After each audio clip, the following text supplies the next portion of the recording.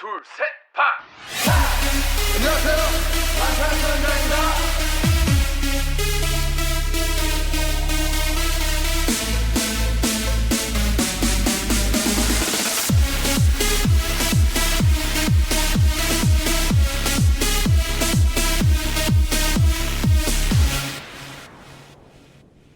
Wow. I feel like we were just here. We were. Yeah. Recording again. For the second time in 1 week. Mm-hmm. But I'm super excited for this episode. Me too. And Would You Rather, we got off the phone for Would You Rather when we finished up recording, and we were like, damn, that episode was so good. That was so fun to record. Fun. I mean, we talked about how amazing it was before we hung up. And then after, we even texted each other like, wow, can't wait for this to come out. I think I texted you like, we should just make a list of other episodes that are like not research heavy and super fun like that one that we can just pull out anytime we need it, because that was lay back. Yeah, that was great. Hopefully you guys listening enjoyed that. We're back again for our bonus episode today. American Hustle Life, the one that actually got voted on. Right. This is the one that won. Right. But it took a lot of research, We had to, I enjoyed doing it, going and watching all 8 episodes of American Hustle Life, because I've never done that before. And neither had you, Kayla. So no, me neither. It was fun to do, but it was time consuming. So that's why this is coming out a week kind of after we did voting.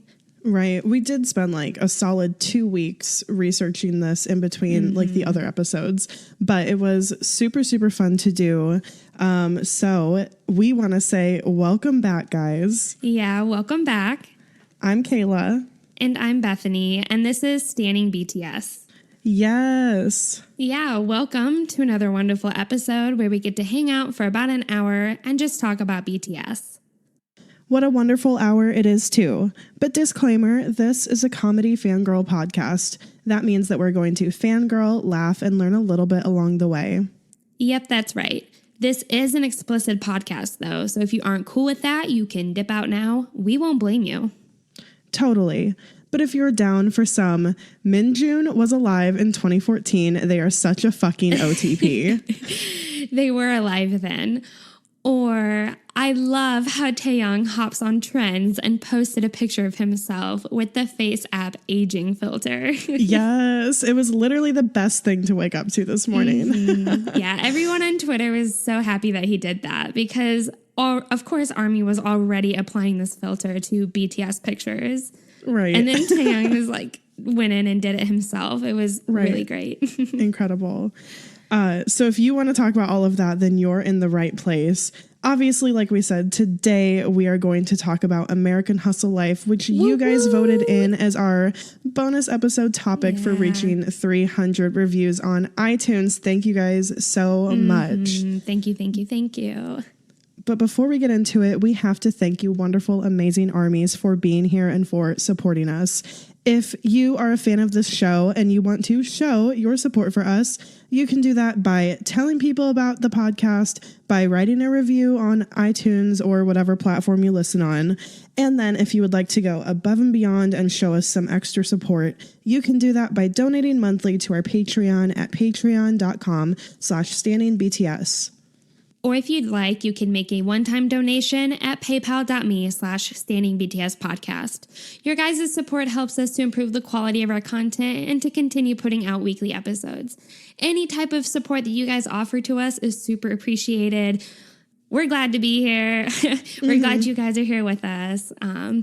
Very excited for American Hustle Life. Yes. So this is going to be... I don't know if it's going to be a lengthy episode or not. We just kind of in our hearts feel that way. So we're going to skip content of the week for this week. And you guys just got content of the week from us yesterday. It's been a day. It's been a day for some people. But we're just going to go ahead and get into this episode. So American Hustle Life. It is a reality TV show that BTS were on. It was a total of 8 episodes, and the episodes were approximately 22 to 48 minutes each. but I would like to say they were closer to 48 minutes each. I don't know if there was a single one that was 22. I don't know where we found this, but I think the first episode and the first one only was like 22, and the rest of them were like an hour long. Yeah, pretty much. It originally aired on Mnet from July 24th, 2014 to September 11th, 2014. What ends up happening in this reality TV show is that BTS, they spend 2 weeks in LA with hip-hop tutors, and they have to carry out these different missions in order to experience true hip-hop culture or the American hustle. Right. So they thought when they were going to the U.S. that they were going to work on an album. But once they get there, they're surprised to find out that they'll be working with these hip hop legends. And like you said, learning the American hustle life. Mm-hmm. The official website of the show says that it was, quote, 100% location reality that contains the growth period of BTS. And that it also answers the question, will they be able to overcome the unfamiliar American culture without any preparation and grow to the next level through the home of hip hop? So these are the kind of the things that are kind of themes that we see throughout. Although we will say, like, I just want to preface all of this. It says 100% location reality. Yeah, no. No way. There's no way. No. And that's just the reality of it, because reality TV shows can only be so real as like a form of entertainment. And they're like mostly scripted, you know? Yeah. I mean, and it's clearly scripted. Maybe they don't tell them exactly what to say, but they definitely are telling them, you're going to be doing this, you're going to do that, or whatever. So yeah, I think part of their missions were real, like what BTS were doing. But as far as the cast and a lot of the dialogue that was used, it was a bit scripted. Sure, for sure.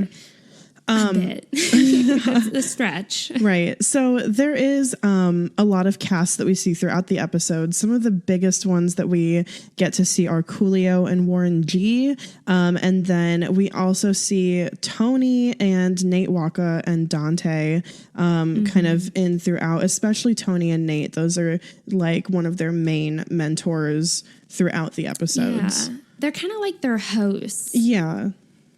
Like they're in the live in the in the room, dorms. like dorm with them. Yeah. Yeah. Like they're house daddies.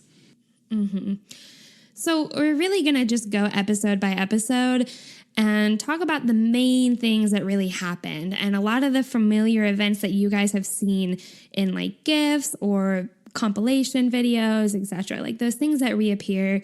But then also we're really just going to be talking about the lessons that BTS learned while doing this, the controversies that went along with American Hustle Life, all that stuff. Yeah, and also just kind of like our reactions and what we think about the different things that happen. Like this is definitely not going to be a scene by scene what goes on in American Hustle Life because it's been out for 5 years. We'll leave links of where we watched it. You guys can go watch it or you've already seen it. So yeah. And I encourage you guys to go watch it if you haven't, because we hadn't. And I'm so glad we did. Yeah, for sure. Me too.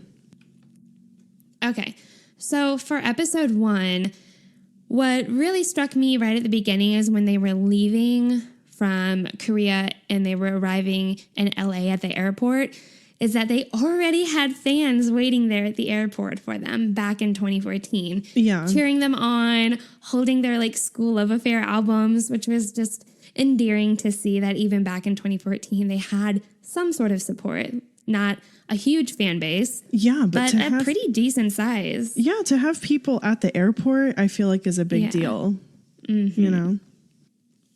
But when they arrived, something that I just wanted to mention that isn't really all that well known is when they were walking in the streets at the beginning, just to like experience LA and be there for like the first time for a lot of them, Hobie came across this like street dancer and he like kind of challenged him. Yeah. And to me, I'm like, wow, what an extrovert. And like, I think the street dancer was like, whoa, this guy is kind of good. Yeah. Hobie just walked up to him with like full confidence and like facial expressions and everything, getting into it. Yeah. No fear. Courageous. I couldn't do that. No, me neither. I think like, so that was really cool. Like there definitely were cool little moments like that of like their arrival in LA and like them feeling, you know, kind of exploring around a little bit. But to us, the main thing that we really wanted to talk about in episode 1 is the whole kidnapping scene that happens. So this is basically like, I guess in the story of the show, to go from BTS thinking they're there just to like work on their album, you know, they think they're going back to a hotel, they think like there's offices there that they're going to be working in. This is like the transition from that into them doing like this reality show with all of these little challenges and learning things. So like the way that they do this is by like staging a kidnapping of BTS. And there's so many problems with this. So basically, like, the manager was like, I have to go pick something at the office. You guys just stay in the van. So they're like in this big idling van in the parking lot. And then 3 black men come up and like open all the doors and get in the van in like the front seat and the back seats. And they like are yelling at them and intimidating them. And, you know, they're like, we're taking you back, whatever. Obviously this is a problem. Like even just besides them thinking they're being kidnapped, it's like the racial undertone and like the racial stereotype of it being like 3 black men acting in like an intimidating, aggressive way to kidnap. Yeah. I mean both of us when we watched this obviously struck us very wrong.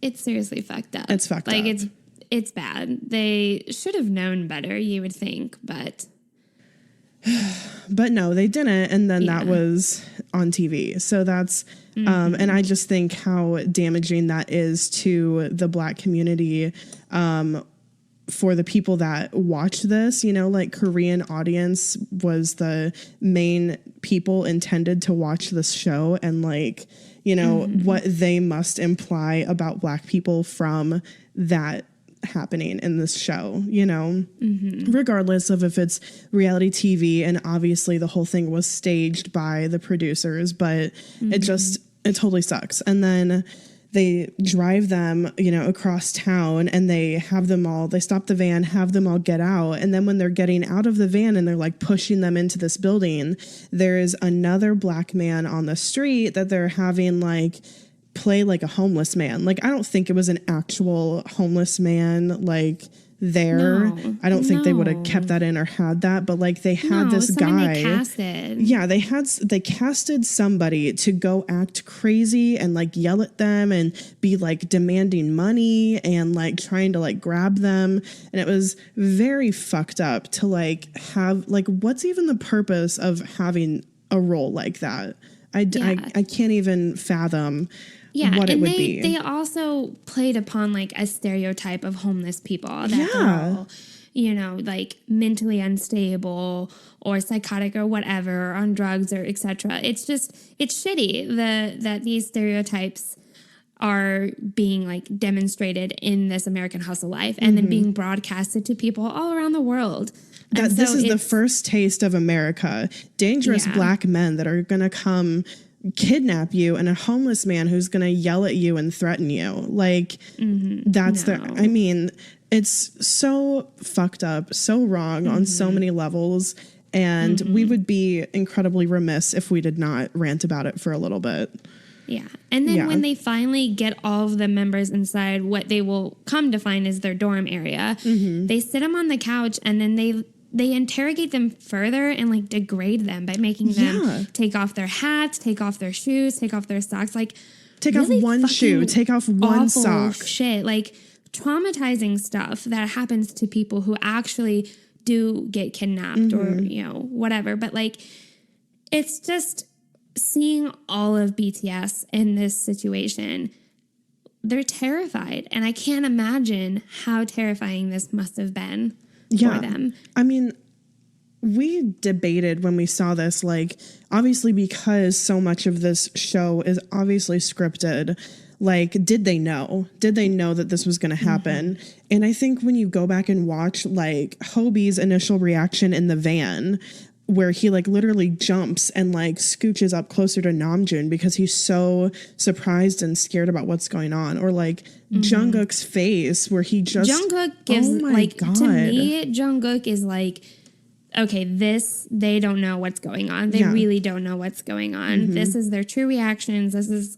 They know that, like, they don't understand what's going on. They don't know that this is a part of this reality TV show because to their knowledge, they really are just in LA working on their album. They think all of their stuff is back at a hotel. Like, so, I mean, we talked a lot about the issues with this from a racial and like a homeless epidemic standpoint, but we didn't even talk about how the members are feeling throughout this because, like you said, they're terrified. It's unethical. The whole thing is unethical.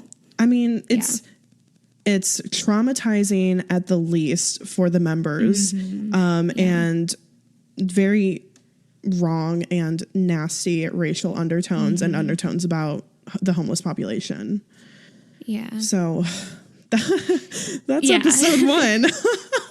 That's episode 1. And I think that's one of the largest controversies about American Hustle Life is this quote prank that they played on BTS to introduce them and quote break them into this American Hustle Life. So let's get into episode 2. So this episode begins with BTS performing for Coolio. So this is the first time in the series that we actually get to see BTS for who they are, an incredible band with such talent. They just in this little performance in this little crappy dorm, they are perfectly like in time with each other and singing rap very, very well. So it was a great little performance. I can't remember if they did No More Dream or We Are Bulletproof, but either way, I remember them doing such a really great job with it because it was super raw. The whole thing was raw. The space in which they had was really minimal. I don't think they had a track playing or anything. They just kind of were like rapping and singing and dancing and keeping to the beat without any sort of extra source or metronome or anything to keep them in time. And like it was impressive. And Coolio did say like that was pretty good. Like that was good. Which was cool that he was impressed because like he was a very harsh critic, a really harsh like mentor that they had. So in this episode, we get to see kind of their first challenge, which is that they are split into teams, but as a group, they go door to door, just knocking on people's door or trying to find people on the street to perform for. And each little team performs, and whoever the person enjoys the most gets the team's rice cake. And then, they won that little one. To me, like just the act of them having to go knock on random strangers' doors, like I don't think that any of the people that they necessarily talk to, or maybe like one of them was like scripted and planned, but they did actually have to go like knock on doors, like go pound the pavement to try to find people to perform for. So that was a little cringy, but in the end, it was very cute. Like they were all excited about doing it. They were working hard and, they had a good time, I think, overall. Yeah, I agree. And so the reward for their like performances, I can't remember who ended up winning. I think J-Hope, Jimin, and Jungkook, they ended up winning. But the reward was getting to eat dinner with Coolio and his friends. And it looked like from the little clip that we got to see of it, it looked like they had actually like a really good time. Yeah. But then the punishment was that Vmon, I think they ended up losing the whole thing. I will go off about Taeyang and how like mistreated I felt he was, and Namjoon both. I felt like got mistreated during this. All of them were, but when they ended up losing, they had to wait on Yoonjun, which was just kind of funny because they weren't waiting on like any staff or like part of the crew. Like they were waiting on their own members, so it was like a little bit better. Not too bad. Not that bad of a punishment, right? But in this episode, there's a really famous clip of when they like would go in the morning, every morning for American Hustle Life. Nate and Tony would go in, or whoever they would just like start yelling and screaming and like touching the members and shaking them to like wake up. Like it was the worst alarm clock for them. Sometimes like literally scooping them up and carrying them out of bed and like plopping them onto the couch. Yeah. Super funny. But they end up waking up Hobie, and they mention that Hobie's like not in any clothes, but he's just not, he didn't wear a shirt to bed. And so this is that like iconic, you can beep that, sorry. I'm leaving it in. So that really well-known clip of Hobie shirtless, kind of just like barely rubbing his hands over his chest and stomach to try to cover himself up. Fluffy hair, like still like half Sleepy. asleep. Oh my Yeah. God. That was 2014 and he looked so fucking good. Yeah. Like it's 2019 now, you know? Imagine. Anyway, so in this episode, they also have to make meals for Coolio, and whoever makes, well, they also have to like dance or rap and sing while making a meal, which was really strange. Anyways, they had to make some sort of food or meal for Coolio, and while they did it, they had to sing, rap, or dance, all three.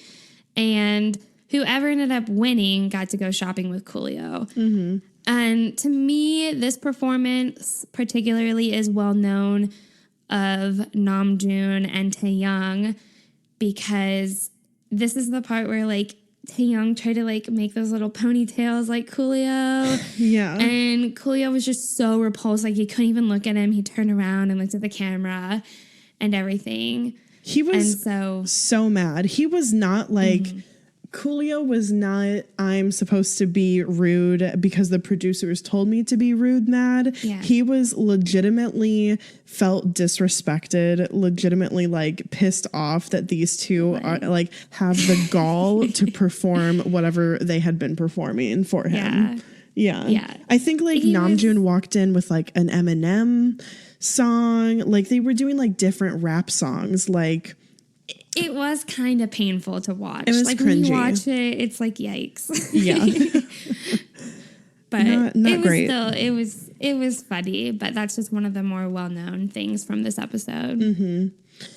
So not for me to be the negative one about the end of an episode again, but where we were kind of at the end of this episode too, especially because of some of the things that Coolio said to various members of BTS throughout this episode, and just like the general way that he was acting towards them and the things they had to do, we kind of were like, this feels like hazing.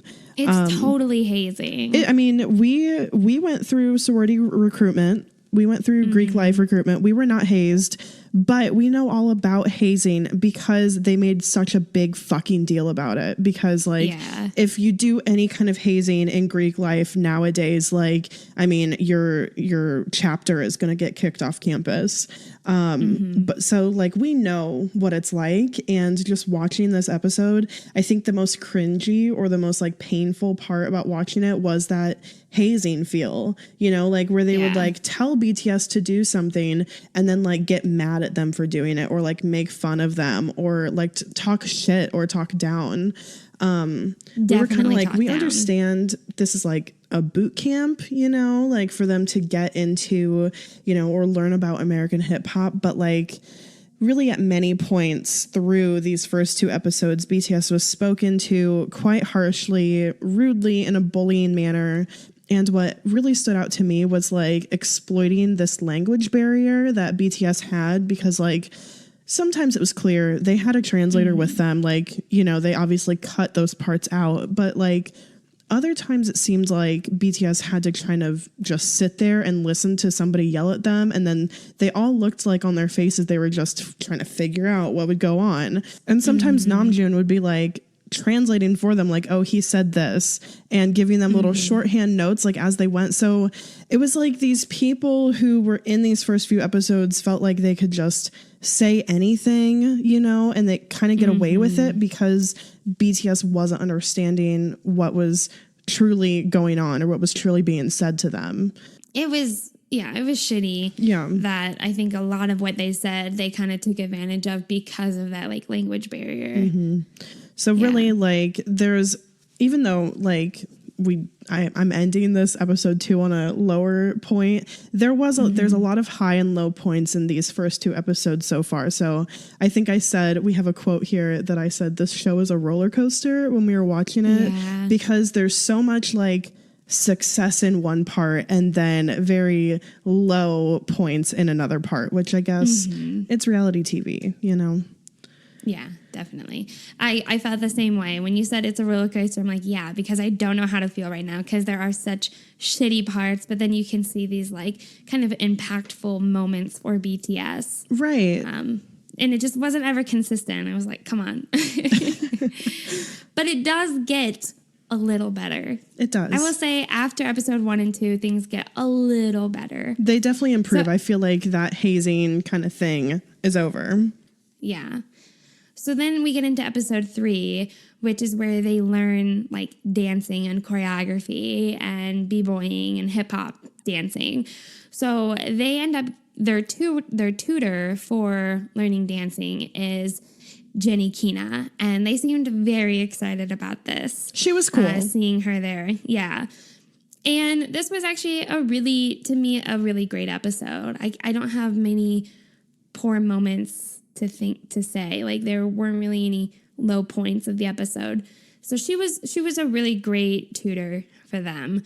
So this is the famous episode where Jimin and Namjoon go in the middle of like this dance area, and you see the members around them, and part of the choreography that they have to do for their challenge is twerking, and Namjoon painfully like white man underbite kind of thing, trying to twerk, like, ooh. Oh yeah. Not great. It's funny. Jimin's wasn't like better either though. Like, but both of them were bad. Yeah. This is also the episode where Jungkook, Yoongi, and Taehyung all go to the beach, and then they go and eat at a restaurant. But on the beach, what we noticed, or what I really noticed right from the start there, was, hey, all of the cameras we've seen have been from like a cameraman, but this is the first time that we see a camera where Jungkook is filming Yoongi and Taehyung. Yes. And I'm like, oh my gosh, back in 2014, 16-year-old Jungkook is already taking the camera away from the cameraman and filming his members. Yes, already taking an interest in it. I just like, this is truly one of my favorite little things about American Hustle Life, like to notice and to connect with them now and like what we know about them, because it was like back then he already had the love and the desire and had started to do it. And this is not the only time that he takes the camera. Like, we probably won't mention all the other times, but like throughout these remaining episodes, there are many times where it says like Jungkook Cam and he's going around filming, and it's just the best. Yeah, it is. So one of my favorite parts of episode 3 is Minjun going to watch fireworks. They were supposed to be like working on their dance, but they just weren't very inspired, and they were in like really busy areas working on the dance, and I think they were both a little self-conscious about that. It was like the producers are like, stand here at these steps by this museum and develop a dance here, and there's like all people around, and I think they were getting frustrated. So they kind of like walked downtown and they saw all these people. They couldn't believe, they were like, this is the most people we've seen since being in LA. It's crazy. And it was the 4th of July. So it was like all people downtown for fireworks, and they just happened to celebrating. Yeah. So this is very cool. Just when they were walking down closer to the fireworks, Namjoon said something like, you know, they say that you're supposed to go see fireworks with someone you love, and then they both tell each other that they love each other. And one of my favorite parts is just that Namjoon like was so inspired from looking at these fireworks, so inspired that he like struck with inspiration that he just started freestyle rapping. And he says, life is just like fireworks. We foresee our own possibilities, but it shines for a short moment and then disappears just like those fireworks. And that's life. And I can't believe that is something that he came up with on a whim, just watching fireworks. Yeah, and it was It's just so deep. It's so poetic. Like, foreseeing possibilities, like being able to shine for a short moment and then disappearing. Like, wow. Namjoon. Yes. But like to me, this just was one of those moments where we get to see the true genius and the true philosophical thinker that Namjoon is, that he was just inspired by this, you know, beautiful setting and just had to let it out in this little freestyle rap. I just thought it was very cool. Yeah. It's very special. I loved that moment for Minjoon and just getting to see Namjoon freestyle that like on a whim. Incredible. But at the end of this episode is where they all come together and they all have to perform their choreographies with the key elements of the choreography that they were given. I don't know if we ever really went through the teams that they kind of have throughout, but it's not like it really matters. But at the very end, what they do is they take the weakest member from each group to do a dance battle against these like LA really good hip hop dancers. Right, like street dancers or something. Yeah. And so we get to see like Yoongi Go and Namjoon and everything, but then they bring out the good dancers, their best dancers. So Jimin and Hobie and Jungkook compete against these street dancers or these LA hip hop dancers. Right. And so for what was so special to me was that like Jimin ended up winning against this American hip hop dancer, which is very cool. And he looked so confident while he did it too. Like he got in the guy's face, like, okay, like I'm just like intimidating him. Yeah. Which is very, to me, unlike Jimin, but at the same time but seeing this unapproachable young Jimin Bethany. Doing that, he's unapproachable. I know, but he's 18 and doing this. It's so true. But as you're saying this, I'm thinking about the confidence that like all three of them and even like Yoongi that they were bringing forward in their dance battles. And it's almost like since being thrown into the situation they're in here and like filming this show in LA, this is maybe one of the first things that they're like, okay, I know this is my element. Like I can do this. And so like Jungkook, Jimin, J-Hope, their confidence is through the roof doing this dance battle. Especially Hobie. Oh yeah. Especially Hobie. And for me, during this dance battle, it was very clear that he was the best damn dancer there. Even from even from 2014.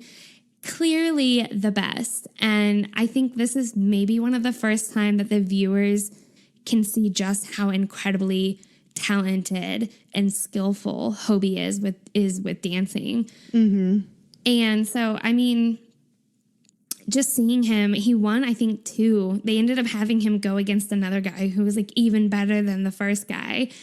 And he still won. And Jenny did not hesitate to say like, Hobie's the winner. Clearly. I loved the look on the competitors' faces just going up against Hobie, because when you're in a dance battle like that, or, you know, something, you know, any kind of like a rap battle or whatever, I think the kind of point is like, you don't lose your chill. You have the most confidence and bravado and like put yourself out there and dominate. And so these guys were trying to still do that, but you can't do that against Jung Ho Sok. You can't compete. Like he was so far beyond in skill level. It was just really great and just so amazing to see a South Korean dancer outbeat the like confidence, cocky American hip hop dancer. In America, doing this. I think they were caught off guard. I think they were too. I don't think they were either. And so like we definitely got to end episode 3 on a very good note with like a complete win for Bangtan and I felt fucking proud. Good. I felt fucking proud. I was like, fuck yeah. Yeah, I was like, how come I've never watched this? Okay, so moving on to episode 4. We don't have a ton about episode 4. Honestly, like there's some cool points, but it's a lot of other things. So just in general, they spent a good chunk of time doing chores. They were like, it's chore day. A lot of you guys have seen these clips of like them doing chores. Like, for example, Namjoon and Jimin cleaned the dorm. You guys, I'm sure, have seen the clip of them like in the bathroom cleaning and Namjoon teaching Jimin the word disgusting. And then he counts and then they say disgusting and you know, whatever. Yoongi and Taeyoung and Jungkook went and did the laundry. This was another moment where Jungkook had like his own camera and he was going around filming. And it made me think of like all the times that he's filmed himself doing laundry, kind of his thing. So kind of cool. It is his thing. And it's like his designated chore. Right. And he also showed him putting his stuff separate. He like got extra quarters and like he stole like a little detergent from the other two members that they had sitting there. And he went and washed his clothes separate, which just made me think of like how he always used to have like his own thing. His own, yeah. And then arguably the easiest chore, not even a chore in my opinion, Jin and Hobie got to go to the grocery store and go grocery shopping. Which they lucked out. They loved it. They lucked out. They did. And I think they had a lot of fun doing it. I mean, when they got back, they like cooked. But oh my God, no, they did not cook. Like Hobie, I'm mentioning this because I love what he did at one part, but he like flattened out bread and put like American cheese on it and rolled it up and then microwaved it and was like, here's food, like come and eat. Like, yeah, how about disgusting right there? Like that was pretty bad. not gourmet not great. at all. But the best part, what's memorable about this is when the microwave was beeping to signal that it was done, he was like dancing. He just started dancing to the beat of the microwave. And it's such a Hobie thing. It was super cute. So I had to mention it. Rhythm is life. Life is rhythm. So Quote true. Hobie for his lyrics for Regulation. Yes. So I'm jumping ahead. No, yeah. The main part of this episode is that BTS meets Warren G, who is like, just like Coolio, a classic American hip hop artist. And you can see, for me, I especially noticed Namjoon and Yoongi's reaction to meeting Warren G. Yoongi's reaction was so pure and like he was so excited because you can tell at least those two members knew who he was and kind of knew how big of a deal this guy was. Yeah. Yeah. That was definitely special getting to see them react that way. Like, shit, this is great. Like, we get to work with this really well-known, very talented hip-hop artist. Yeah. So what was neat, too, about it is, like, before they got into any sort of missions or things that they had to do for this episode, Warren G just kind of, like, hung out with them, and he took them around Compton, like his neighborhood, his neck of the woods. He was telling them where he grew up, like houses where his friends were, where they would hang out, where they would record, where they would whatever, places where they shot some music videos. And you could tell that BTS was genuinely interested in what he was saying. Like they were wanting to know more and they didn't seem bored with it or bothered by it. Like they were curious to know about like his growing up and his work and his development into the hip hop industry.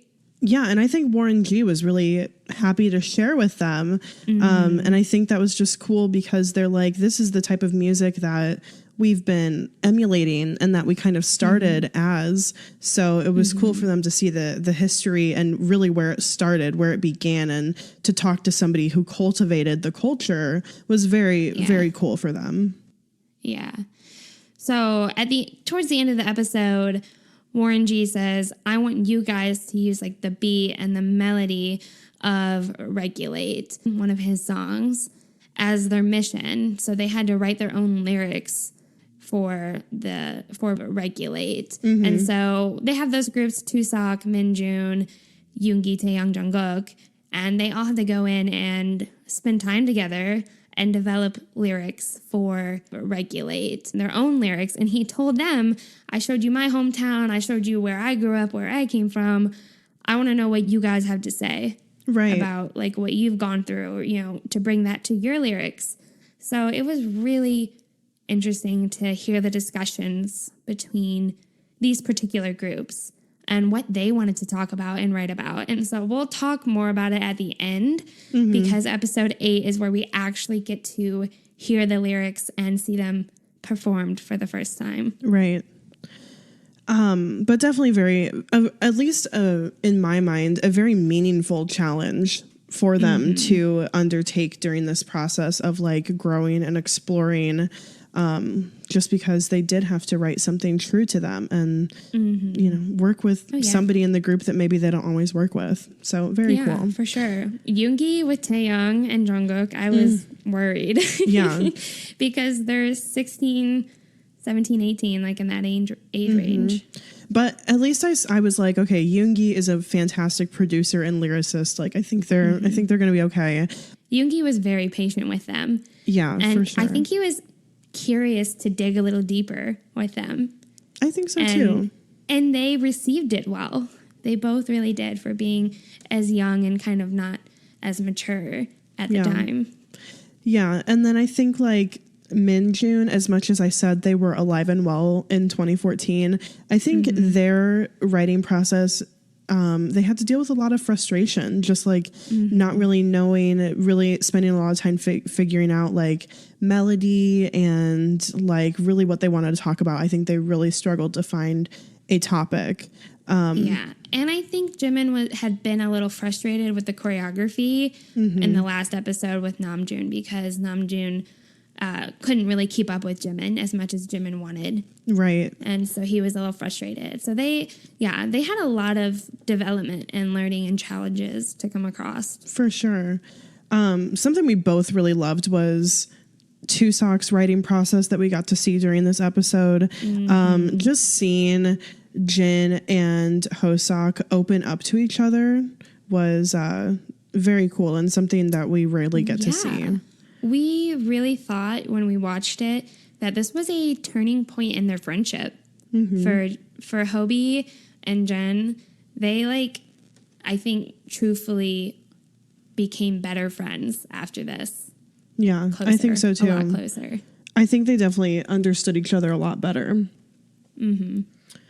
So, kind of shifting gears, moving on to episode 5. This episode was all about getting ready to film a music video that Warren G was going to direct. So in this episode, they are supposed to be finding good-looking women on the street to be in their music video. So they learn some pickup tips from Tony and Nate at the dorms to practice picking up girls on the street, like what to say, how to approach people, to basically ask them to say, hey, you have, the type of look that we want you to come be in our music video. I don't know. For me, I was kind of like, it's a little degrading to be like, let's go approach attractive, stereotypically attractive women on the street because that's what they have in hip hop videos. That's what your video needs to have. I don't know. If I were approached on the street by somebody, I would look at them like, who the fuck are you? And walk away. So but traditionally I kind of get the whole hip hop music videos in America, especially back then, typically had women in it. Still now. I mean, anything with a pool party. I'm not. It definitely is degrading because they never said pick up attractive women. They said pick up women who take care of themselves or that look like who care about their style. Right. They listed off things to look for if they were nails. If they were it was all really? It was all physical criteria. Obviously, they want model style women. I'm not really commenting on the problems with that in society, but that's what they were doing. It was so before when they were at the dorm, and Tony and Nate were kind of telling each member their strengths and how they could play to their strengths in order to pick up women, or in this case, in order to get them to come to the set of the music video. Yeah. And so they all end up trying to use their strengths to practice on Tony and Nate first. But something that, of course, as a Taehyung bias, what really upset me was that as like Taehyung's weakness, they said that he was the dumb blonde of the group. And that was just shitty. And I was like, fuck you. Like, why? That's terrible. And then he went on to say, like, but you can use that charisma that you have to pick up girls. And I was like, screw you. I just was mad about it. I was really bitter about it. It's a old, outdated trope about Taehyung, and this was 2014. So honestly, that might even have been the source of that bullshit, because I know sensitive to it. Yeah, you as a Taehyung bias, you've spoken to me many times about the different times when people have like come after Taehyung or spoken negatively of his like intelligence, as if people have any fucking idea because you haven't actually met him, and I know it bothers you. It is dated though. It is dated. And Taehyung's past it and he's over it. So we all should be, but I'm still bitter. Anyways, so when they go out and do this, it's really a daunting task. Like they're really just aimlessly walking around the streets, trying to pick up conversation with women passing by which like, if you and I were on the street and some person was like, some guy was like, I like the way you look, or I like your style, I'll be like, thanks, fuck okay, you. Bye. And keep walking. Yeah. But what was really cute is that like the members got to discuss who they thought was going to do the best. And they thought that Namjoon and Taehyung would. And so I just thought that was special. But they all ended up doing a good job for like being put in that kind of situation, which sucks. And personally, we believe, and from research, that the girls who actually came to the shooting were pre-hired. Like they had already been filled into this role. They had already been talking to the producers of the show. So yeah, it was the whole thing was unrealistic and weird.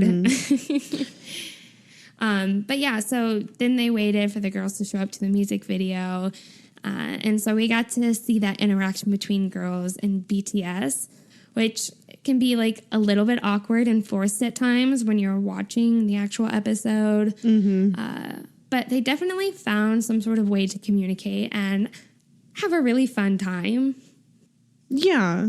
I mean, they did have fun together. I did see like people on Reddit, I believe, like talking about like people's behind the scenes or like their story of working on the set of American Hustle Life. And they were pretty much like, BTS and these girls only interacted when the producers said, hey, go do this, or hey, do that, just so they could get it on film. And other than that, it was very separate and very awkward, which of course it would be. Not only is there like a huge language barrier, but there's so many like different boundaries that them as idols have, and like that they feel are boundaries of respect, like from their culture, that,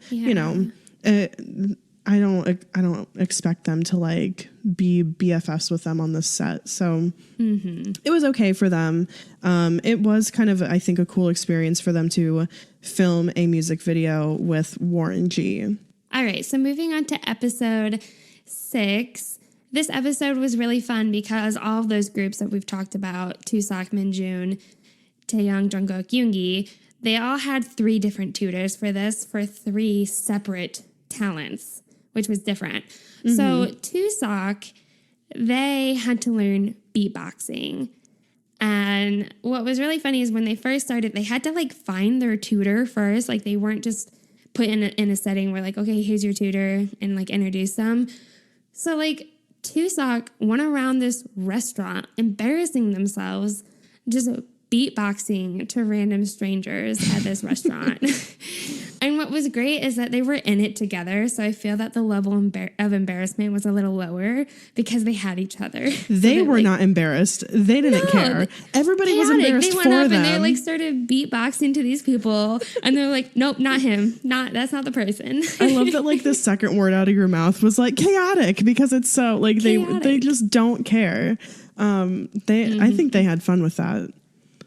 Yeah. So their hip hop beatboxing teacher was Foz, and Foz takes them back to his place to teach them the basics of beatboxing and kind of like assign goals for them.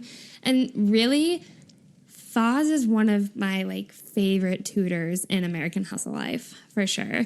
He didn't degrade them. He didn't intimidate them. He was upfront with them. He was, down to earth with them. He was just there to teach them. Yeah. And that was it. Yeah. Like, he was there to teach them, and he treated them well and respected them and was very appreciative of their hard work and effort despite making mistakes. Mm-hmm. Like, when they made mistakes, he didn't make fun of them. They would maybe laugh at themselves, and he'd laugh with them and be like, okay, so this is what we can do, blah, blah, blah. Like, he instructed them well. Right. And what was great is, like, I guess he meditates every time he beatboxes, or like this is something he practices, and he passed that along to them. And like, I just really loved that because they, I think, embraced it and they enjoyed doing it too. Yeah, I think they really enjoyed it. And I love how he taught them and how patient he was and how obviously passionate about beatboxing he was. Because I think that really rubbed off on both of them. And by the end of this series, by the end of this episode, Foz said to J-Hope and Jin that they are his best and favorite students because of how hard they work. And they all just had so much fun together. They taught him how to say student and teacher, and he would say that, they would say that back and forth to each other. Just very cool. They had a great relationship. Yeah, in English and Korean. Yeah. And I think this really motivated both J-Hope and Jen, because we later find out that for their beatboxing, there's like a private video of Hobie practicing in like before bed at 1:30 in the morning. And there's also that video of J-Hope and Jen being totally slap happy, sitting on the ground, just practicing their beatboxing and doing the meditating that Foz had taught them. And completely failing. But it just, overall, their tutor, Foz, and like their beatboxing instruction was just really great. And I think this was impactful for them. I think this was a learning experience for both of them. I think so too. So while they were doing that, Namjoon and Jimin were working on breakdancing, or b-boying, which is like another name for the style. I think almost maybe because of in the last dance episode, because of how much Namjoon struggled to like keep up with Jimin at times. I think maybe they taught them a more basic dance, or maybe this instructor was really just an asshole and underestimating them, because they learned the b-boying dance. It was very basic, super beginner moves for street dancing. And I think they could have done more. Like, Namjoon picked it up immediately and was on it and was doing it just as well as Jimin and the instructor. So maybe they were like... There was no connection with their instructor. None. And he was an asshole to them. He was. He had no patience for them when they were like actually in the dance room practicing. Yeah. Like, he seemed like he was like ready to get out of there. Like, he had another commitment. He was not invested. He was not invested at all. He was there for the money, and then he peaced out. He didn't give a shit about them or their music or about this, like, the instruction and teaching he was passing on to them. Like, he just, I think, showed up for a paycheck. They were like... I don't even know who he was. Right, no. And it doesn't even matter because he was an asshole. But, like, the next day, they were supposed to meet up with him in the park to, like, do another dance practice, and it turned out being, like, a workout instead. Like, he made them work out, and... he also made Jimin wear a 20-pound weighted vest to make it 20 pounds. It was 20 pounds to make it harder on him. Like, they ran laps, they did push-ups, they did pull-ups. Like, some parks have like little workout equipment in the park. They kind of like were using park equipment and doing like a little workout. And he made Jimin wear this vest, and because he was saying that it was too easy for him, which is such bullshit. Like, here I am ranting like you were ranting about Taeyong earlier, but like, I just thought it was so stupid. I'm like, why? Clearly he is tired. Like, are they not overworked enough? Or you're going to make him wear a fucking 20-pound vest and run in it? Like, he's not a Marine, okay? Yeah, it's bullshit. It was so, like, he doesn't need to do that to break dance, Yeah. No. Anyways. Not at all. overall of the tutors, Minjun got the least informative and passionate of them all. Like, he sucked. He really sucked. I don't know who he was. Again, Whatever. doesn't matter. But on the other side of that, going on to... Oh, you wanting to transition for me? Yeah, I'll do it. On the other side of that, going on to Taeyoung, Yoongi, and Jungkook, they had an amazing person. Yeah. So their instructor, their tutor was Iris Stevenson, which Iris Stevenson, she is like the actual person who the character for Sister Act 2 is based upon. Mm-hmm. So it's really, I've never seen Sister Act 2, but now I really want to watch it. And I also feel like it's a sin that I have not seen Sister Act 2. Well, I've seen the first one, but like... Yeah, I haven't seen either. I feel like I need to see it. Like Whoopi Goldberg, I just need to do that. But we got to see her, and she taught them the song Oh Happy Day, which is the rendition from that movie. And it's super special. Like, oh, we love Iris, and they love Iris. Like, the whole experience was just moving for everyone watching, I felt, and for them and for her. Iris was wonderful to all of them, and she is such a sweet, kind person. I, after watching this, I was like, I want to be a teacher like Iris Stevenson. She still teaches at a Compton high school that is like, she has a choir. Like, that's what was like in the Sister Act 2, I think. Like, her and her choir was like what it was modeled after. But she was so incredible. She boosted Jungkook's confidence like in a snap to bring his full voice out, and gave him a desire to improve his singing that he didn't before have. He like said this in a little aside interview that like before debut, he didn't really like his singing teacher. So he wasn't that passionate about like really working that hard on it. He was just happy with where he was at. But Iris inspired him to start working on his singing and realize that he could improve and he could get better, and that he should, and he wanted to, which was so cool, because now we have Jungkook flying over stadiums with like making beautiful runs, singing Euphoria, and it's like harmonizing freely without, having it be a part of the track or lots of practice. And would we have that Jungkook without Iris Stevenson? I don't know. Think so. I don't know. I don't think so. It was so clear that she gave him such a passion, for singing that he hadn't felt, because he just, didn't like his teacher, which is such it's such a powerful thing, like the connection with a teacher.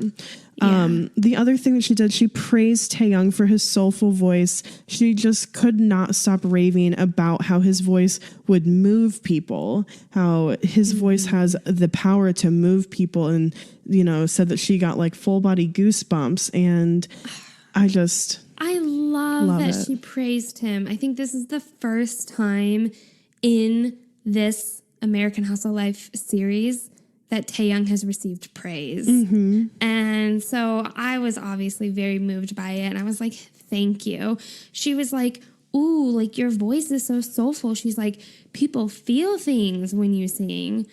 And I'm like, yeah, that's very true. Very true. Yeah, I do think this is one of the first times that he was like praised in this series. And you could see on his face how much that meant to him to hear that. Oh, yeah.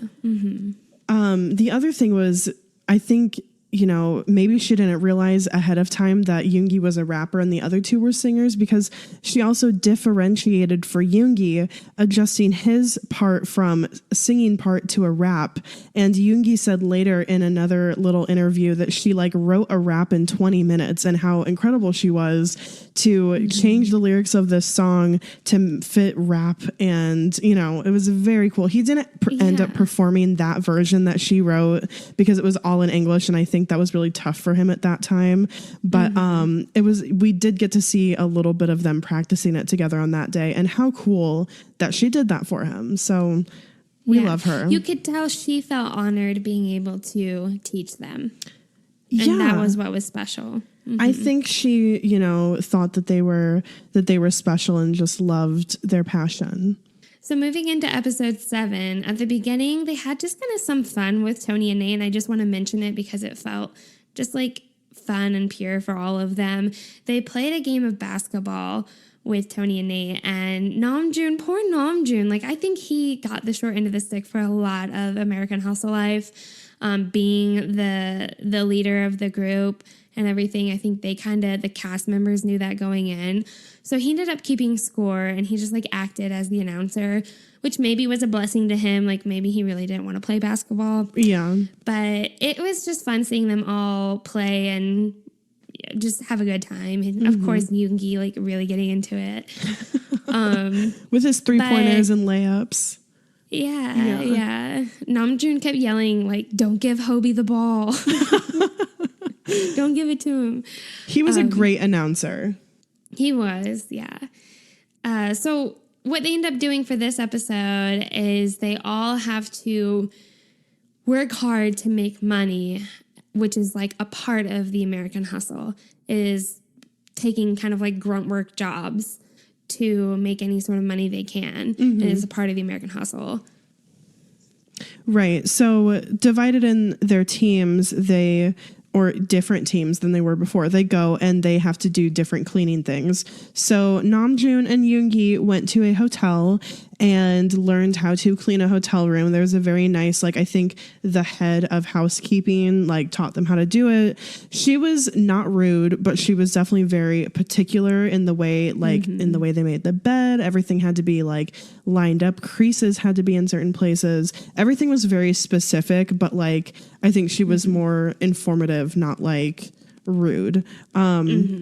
Which I only say that because we're going to deal with other rude people. But she said that it typically takes 2 maids 30 minutes to clean one room. And at the end of that, Namjoon told the camera that it took them almost 2 hours to do one room. But so that was a big deal for them. And then they kind of had the choice, like, okay, one of you is going to stay here and clean. The other one of you is going to go down to the restaurant downstairs. There was a Korean restaurant at connected to the hotel. So Namjoon said since Yoongi was older, he'd let him go have the easier job, which was like washing dishes. So Yoongi went to the Korean restaurant and he was like talking to the lady like, "Hey, am I supposed to be here?" Trying to communicate with her in English. And she was like, "Do you speak Korean?" in Korean. And he was like, "Oh yeah, I speak Korean." And they started talking. Yeah, just funny. Instantly. I mean, it is funny, but the look on his face where he just kind of felt like that little bit of home, or like that little bit of comfort that I think was really nice for him. So he just went and he washed dishes and did some food prep. And he also finessed his way to getting some rice and some sides. And he just looked so happy when he was eating the rice. Like I remember the Korean woman who ran the restaurant said like, "Do you like it?" And he was like, "Yes, I like it." Like just sound like a cute little baby. Cute. He's so cute. So that was what they did. Yeah. So then G-Cook, they were paired up together, and their kind of grunt work to make money, what they had to do is they had to go clean airplanes. And let me tell you, the directors of this show must have been instructed to tell these people to be dickheads, like just total dickheads. Like this fucking guy that G-Cook had to put up with, it was just like you could tell that he was scripted to be a dick. Like it was so unreal. It was so like, who actually fucking says that? Yeah. Like it's just not realistic at all. It was so obnoxious. You could tell that Jungkook and Jimin were both like, seriously, like really, what the fuck? Yeah, like why do we have to deal with this? Why can't they just act normal? This dude, first of all, like I know he was probably told like to be rude, but I don't think he was told to be this fucking rude and over the top, because like the other people weren't like this. You know, the people that the other groups dealt with were not they might have been like, "Okay guys, you need to be with it," or whatever, like on their case, but they're not being an asshole on purpose. And this fucking dude with his little Bluetooth in his ear, acting like he has important business all the time, that he always has to have the phone in his ear. No, you don't. Nobody needs it. So like this fucking, here's just an example that we wrote down that we both, I think after you watched this, you literally had to walk away and go rant to Corey.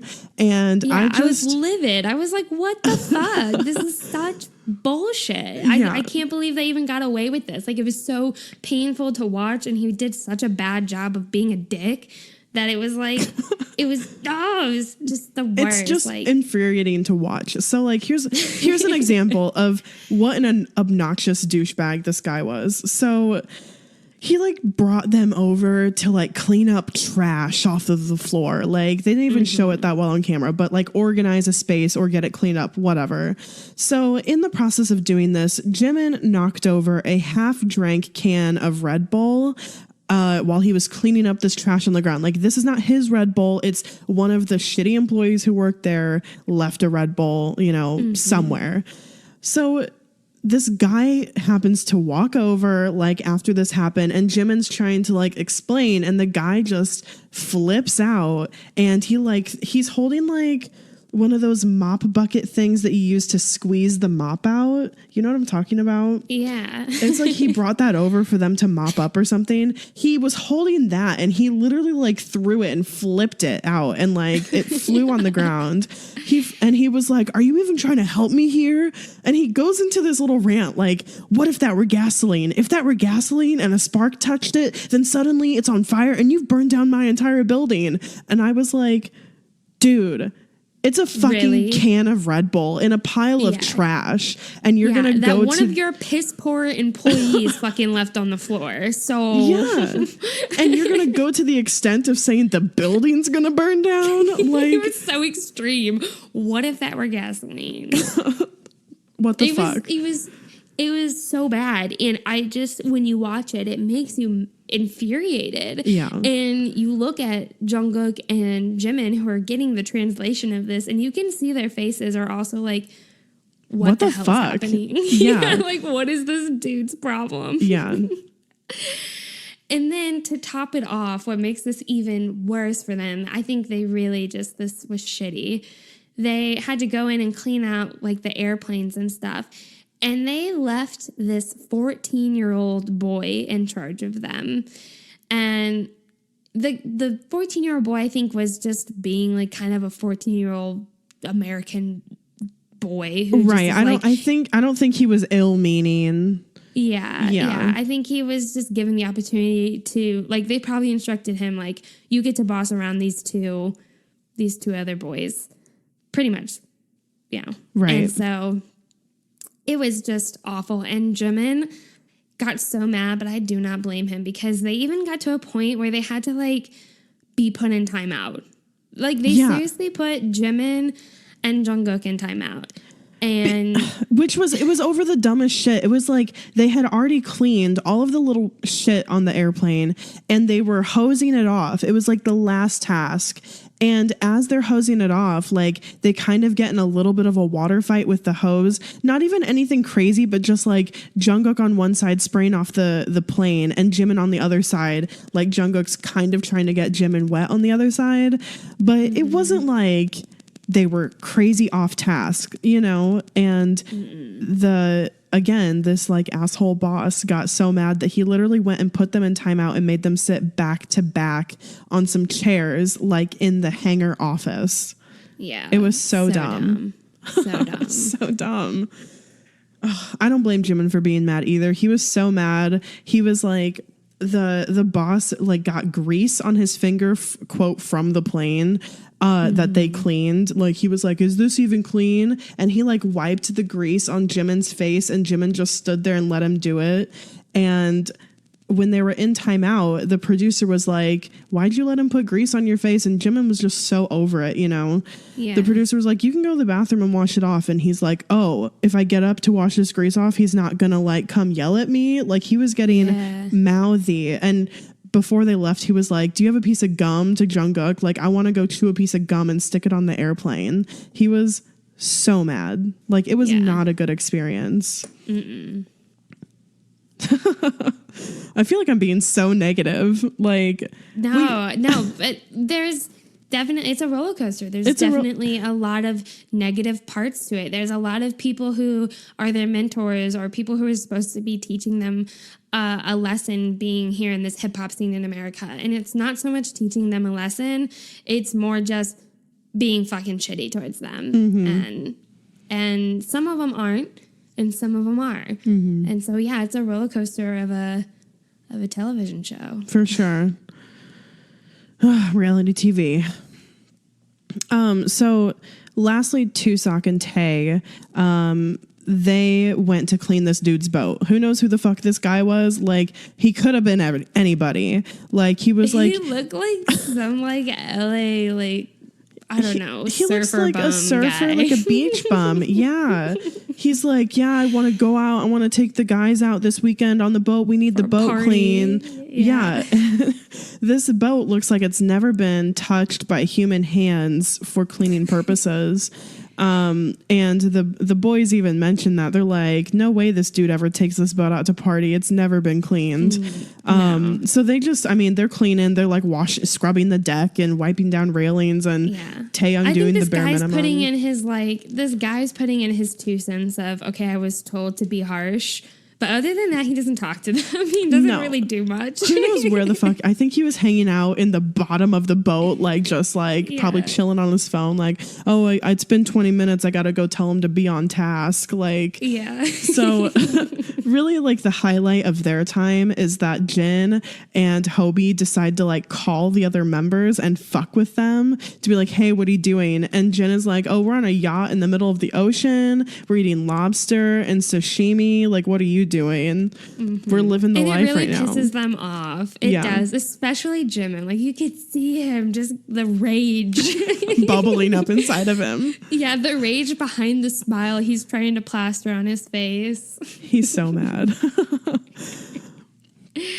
But in the end, they all end up getting money for what they had done.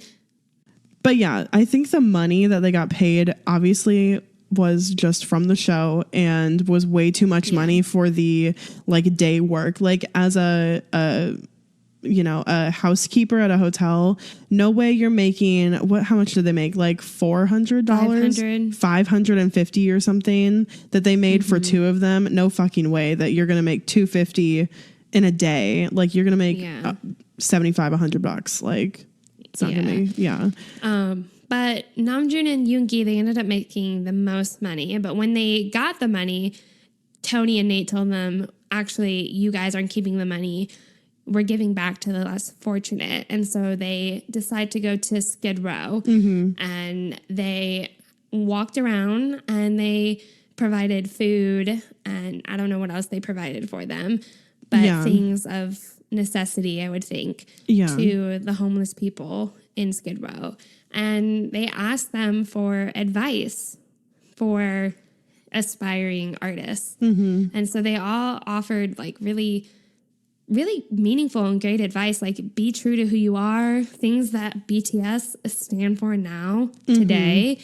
And they said, like, a lot of them said, you're not going to make it if you're not doing it for you, or if you're trying to mock what someone else does, like you're not gonna make it far. You got to do what you want to do and how you want to present yourself. And do what you know. Yeah.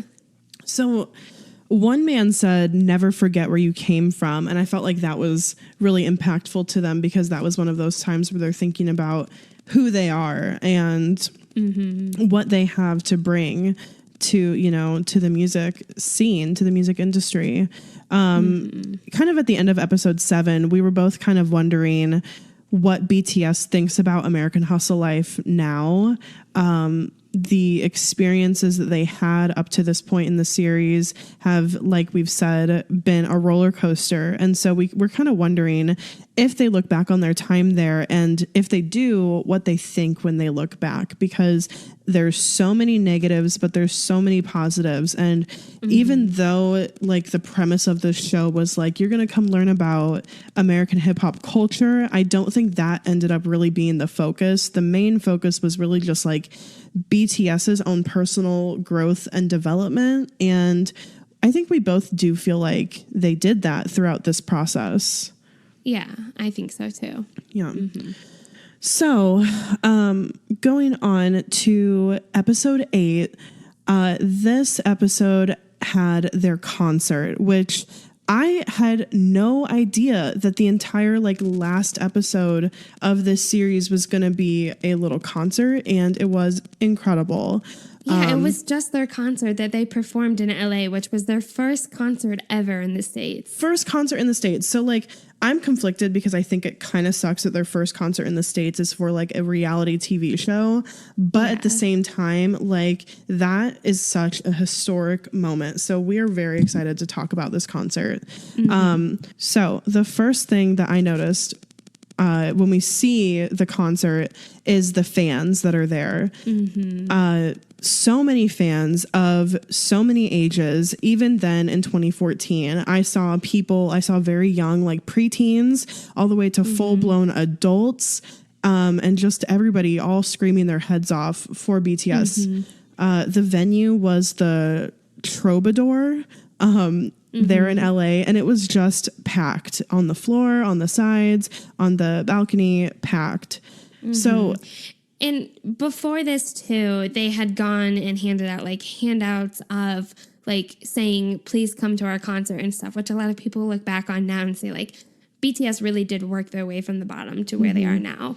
But not only did they recruited those people, but they were actual BTS fans that attended this concert. So it was really cool to see like 2014 LA, people of all ages there knowing the lyrics and singing along with them. Yeah, so this was like a free concert, and yeah, they printed out like 200 flyers and went and handed them out, and they didn't even think that those like 200 people would show up at all. And I'm not sure how many of the people that they actually handed out flyers to were there, because really the entire venue seemed just packed full of ARMY, packed full of people who knew their music, who knew their songs, like who knew that they were there in LA. So when I'm sure that they tweeted out that they were having this, surprise concert, and everybody went. It was crazy. So we really want to say, if there is a long shot that anyone who listens to this podcast actually went to this concert, please email us at stanningbtspodcast@gmail.com. Yeah. We would love to hear your firsthand experience of the show. I don't know why you haven't reached out to us yet, because this is need to know information. We would have you on the podcast, like just to hear. We need to call in someone who has been to this BTS's first concert in the States. It's a big fucking deal. So yeah, if you went to this, or if you know someone who went to it, like please let us know. Yeah, we'd love to hear your experience. Yeah. So at the actual concert, they kind of performed everything that they had done for all the competitions leading up to now and all the previous episodes. So one of the performances that they ended up doing was their versions of Regulate. So BTS's covers, their little groups that they were in, they performed it. And so they put the lyrics up on the like captions below for the concert. And that was really great because you got to read what they wrote and the lyrics that they wrote and developed on their own. So for Taehyung and Jungkook and Yoongi, it was really well put together. And I think that had a lot to do with Yoongi being able to put it together like that. But seeing Taehyung through this series, he's really young. He's still like learning a lot. He's still growing a lot. But his verse, he talked about feeling as if he's stuck in his youth, kind of like Peter Pan. And I just thought like that was really interesting, because being put into this very large, demanding industry of K-pop music, he is so young, and to just kind of express his struggles with that. Because he has to be so mature and grown up. Yeah. Yeah, I loved that. Yeah. I really loved Namjoon and Jimin's verse. I wrote down that it slaps, because it totally does. They did a fantastic job.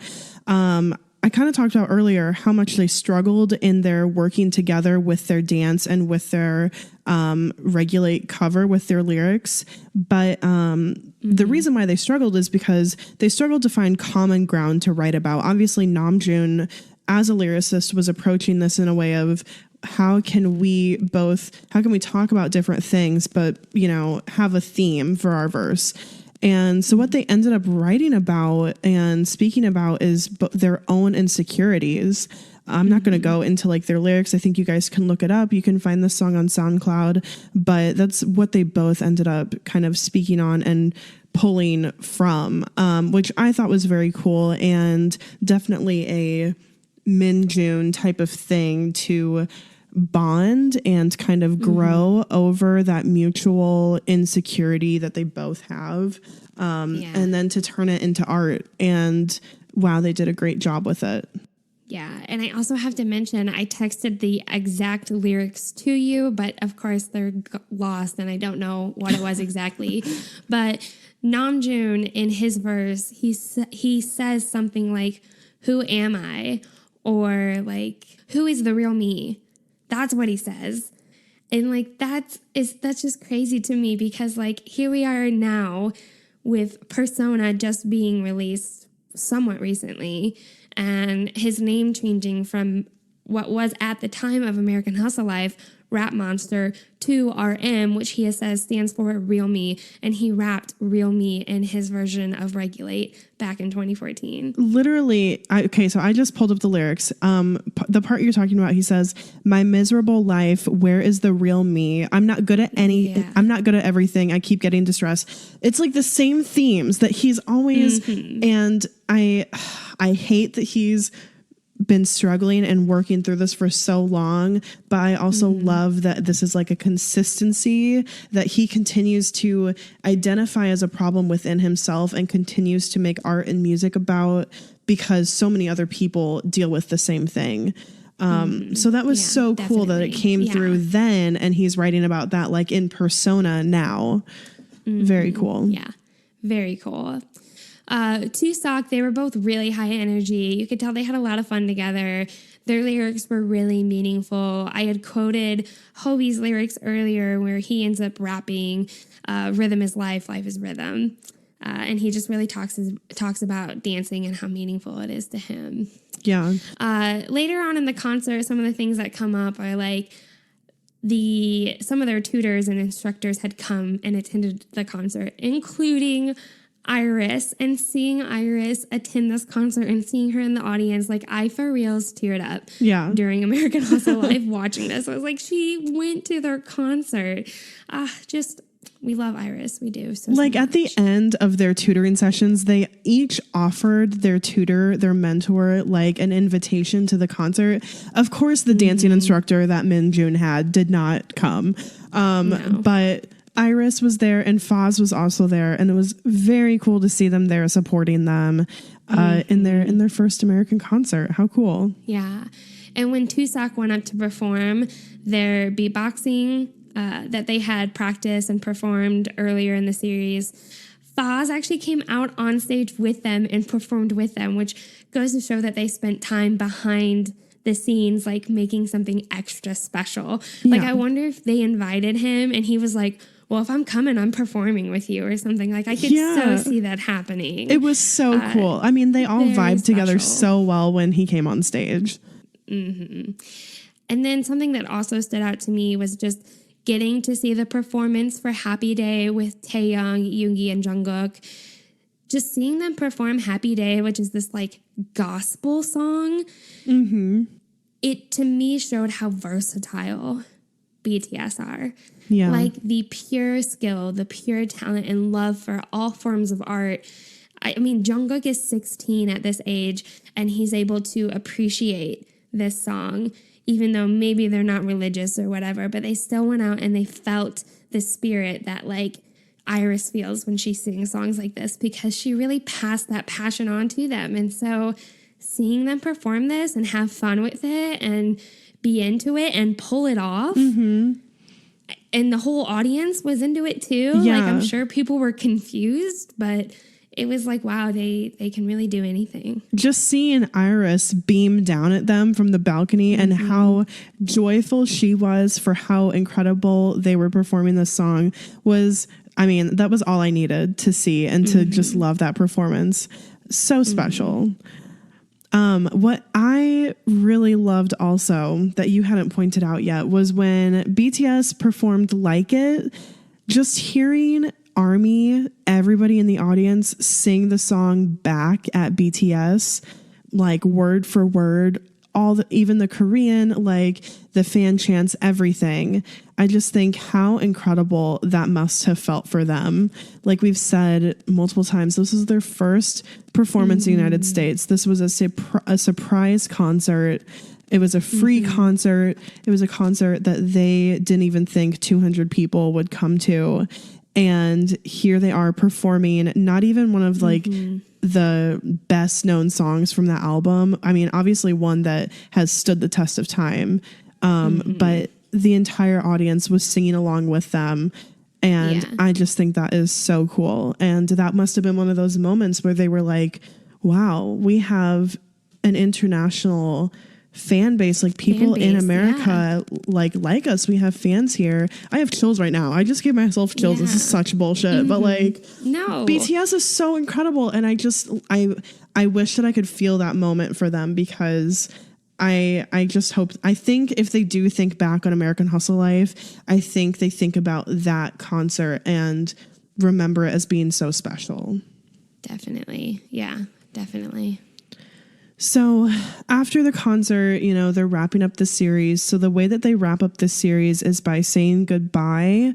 So they say goodbye to Tony and Nate back at the dorm. And this was kind of a really sweet moment between them. Tony and Nate got to say a few words, and then each member said something meaningful to Tony and Nate about the time that they spent together and what they learned and how much they appreciated them. It was very cool. Each member said something different and said something obviously personal and real to them. Definitely not a scripted conversation. Nate said that BTS inspired him because of their hard work, dedication, and talent. And he also said that they deserve to be number one, which was very cool to see something from back in 2014, you know, somebody who was with them during the entire time of filming to, you know, you would think Tony and Nate kind of have the best feel for them there. Yeah. And for them to say, you guys are so talented, you deserve to be number one. They saw it. Very cool. They saw it. Yeah. Yeah. They knew it over their time with BTS. That's what being with them and working with them brought them to say, you deserve to be number one. And that really stood out, especially now in 2019, looking back at 2014, that people, complete strangers to them at the time, are saying like, wow, yeah, these boys deserve to be number one. Yeah. Just really both Tony and Nate, they've continued their friendship with BTS to this day and continued to support them on like social media. They still talk. I know Tony, I'm pretty sure every time it's Jimin's birthday, he makes some sort of birthday tweet for him. Their friendship is really cute. Which we didn't even talk about Tony and Nate this episode, but like you all know, like, yeah, you know, we're trying to cover eight episodes of a show in one. Yeah. So we really just want to give our general remarks now here at the end. Yeah. Of the experience of getting to take in all of these episodes that had taken place in 2014, like the start of BTS when they're working on their Dark and Wild album. Yeah. Even though it was 2014, watching this, to me, BTS really are still very much the same. They are. Seeing them interact with each other, just sitting on the couch when no one's around, just cameras on them, interacting. It's like I felt like I was watching a Run episode. At times, yeah. Yeah, like very similar. But also what I learned from American Hustle Life is how truly, truly wonderful it is that they are 7. Because seeing them perform in pairs or in threes, to me, you could see the skill, but not like the level of skill and talent you see when they're all 7 performing together. Especially here at the end when you get to see them perform at this concert and like hearing even those like little mints that they gave in between. I'm like, wow, it's a BTS concert. It's them. They look incredible. They look so skillful, so talented. And so I just really think that they perform best as 7, like best team. Cannot overemphasize how incredible that concert was, how well they did. I mean, their energy level and just everything that they were doing was so good. Episode 8 was the best episode. It was. It was a great way to really end was. it. Yeah. Something that was, I think, highlighted when they were split up in pairs or groups of 3 is not just their skills and talents, but the places where they were lacking in certain skills or talents that were deemed necessary for the hip hop style. So like, they might have been asked to do things that they have been weaker in, such as beatboxing or writing lyrics or street dancing, where like we know there are some members in the group that might be strong in beatboxing or writing lyrics or street dancing, obviously, but then other members in the group that are weaker in that. So it was cool to see them like struggle and persevere together. And that's, I think, where we talk about like the growth that they went through as a group, the development that they went throughout this, whether or not like this really influenced their music style or, you know, because we know after 2014, they definitely moved away from like the hip hoppy. Dark and Wild was like a little hip hoppy, a little kind of like rock, you know, style, but they definitely have moved far away from that. They obviously still do rap and have like, you know, hip hop style Some songs. hip hop influences. Yeah. Right. But it's not the main thing. Yeah. I do think that they learned a lot. They learned a lot. I think they made a lot of connections. I think they got exposed to American media and to the States and internationally. I think that a lot of K-pop groups and K-pop music industry people, like I think a strategy they use is reality TV shows. For sure. To bring exposure to them. But for this to take place in America, I think was extra special because it is such a like big hub for music all over. Yeah. So yeah, I think it was a learning experience for them. I think they were all grateful for some of the things that they learned, but definitely there are downsides to it. There was a lot of mistreatment towards them, and just really kind of cruel moments that was like, was this really necessary to be a part of the learning process? Right. And that's not exaggeration to say cruel moments. Like there really were. But they definitely had some great learning moments.